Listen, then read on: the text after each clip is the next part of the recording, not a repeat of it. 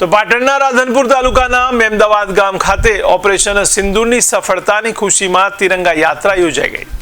તાજેતરમાં જ કાશ્મીરના પહેલગામમાં ભારતીય પર કરવામાં આવેલા આતંકવાદી હુમલાના જવાબી કાર્યવાહીમાં ભારતીય સેનાએ ઓપરેશન સિંદૂરના પ્રહારથી દુશ્મનોને જડબાતોડ જવાબ આપી દુનિયાભરમાં દેશના ગૌરવ અને તિરંગાની શાનમાં વધારો કર્યો છે। ત્યારે ઓપરેશન સિંદૂરની સફળતાની ઉજવણી નિમિત્તે રાધનપુર તાલુકાના મેમદાવાદ ગામ ખાતે ભવ્ય તિરંગા યાત્રાનું આયોજન કરવામાં આવ્યું હતું। આ પ્રસંગે ઉપસ્થિત રાધનપુર તાલુકા પંચાયતના પ્રમુખ અને રાધનપુર તાલુકાના ભારતીય જનતા પાર્ટીના મહામંત્રી બેજરભાઈ ઠાકોર તેમજ મેમદાવાદ ગામના સરપંચ તેમજ મુસ્લિમ સમાજના લોકો પણ બહોળી સંખ્યામાં આ તિરંગા યાત્રામાં જોડાયા હતા। રોજ મેમદાવાદ ખાતે તિરંગા યાત્રાનું ભવ્ય આયોજન કરવામાં આવ્યું।